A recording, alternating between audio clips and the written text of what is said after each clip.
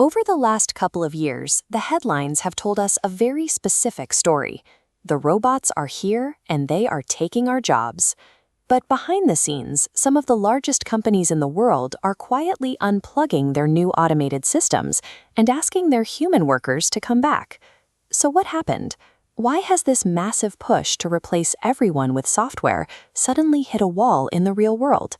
Look at McDonald's. They spent years testing an automated voice system for their drive-thrus. The plan was to have a computer take your order instead of a person, working every hour of the day without getting tired. The reality looked different. Customers found themselves yelling at the speaker as the technology struggled with basic requests, failed to understand what a Big Mac was, and once added 9 iced teas to a single order. After 3 years of frustration, McDonald's ended the experiment. Starbucks tried something similar with a camera system called Nomad Go.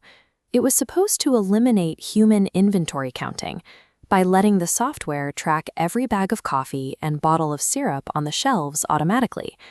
In a brightly lit, perfectly organized laboratory, the system worked almost perfectly. But real stores are messy. Coffee bags get knocked over, and the lighting changes, and bottles hide behind each other. In that environment, the accuracy collapsed. Instead of saving time, this created a new burden.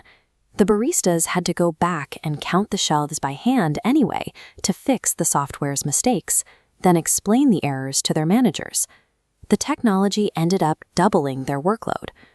Real life is chaotic and unpredictable. Right now, that everyday messiness easily breaks these automated systems. A perfect laboratory demonstration simply does not translate to the reality of a busy workplace. To understand this, we must look at the difference between a task and a job. A task is one single action, like counting a bag of coffee. A job is a bundle of hundreds of these tasks connected together. Think about the person making your morning coffee. Yes, part of their day involves ringing up a transaction, which a machine can do. But they are also reading the room to see if a customer is in a hurry, calming down someone who is upset about a long wait, training a new coworker, and figuring out what to do if the espresso machine starts leaking. Automating one predictable chore does not make the rest of the person's day disappear. The job still requires a human to manage all the unexpected things that happen between those routine chores. Because technology struggles with the unexpected, companies are realizing they need a human in the loop. This means they still need a person sitting there, reviewing the computer's work and acting as a supervisor when things go wrong. This is especially true because these programs can confidently invent false information. If left alone, the computer can make up a company policy that doesn't exist, which creates a massive legal risk. Air Canada found this out when their customer service chatbot made up a discount policy for a grieving passenger. The airline tried to argue the chatbot was responsible for its own words, but the judge disagreed, forcing the airline to pay for the mistake. This chart shows a major financial hurdle. A human worker's salary is a predictable flat line, but the bill for AI is based on every single digital calculation the system makes. To handle a complex job, the software has to think through millions of data points, and those costs can climb rapidly without any warning. At Uber, individual engineers ran up extra bills of $2,000 a month just to use the software, but the company couldn't see any evidence that it actually helped them ship more features. Some leaders are discovering that these monthly processing costs are now actually higher than the human salaries they were trying to save in the first place. Relying on a system that has no common sense is a liability. If a program breaks down or starts inventing facts, you lose more than just money.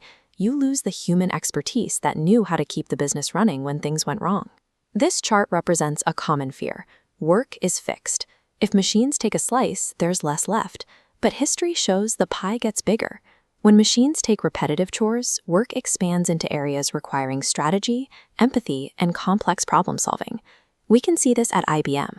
They built a tool to answer routine human resources questions, and it successfully handled over 90% of those basic inquiries.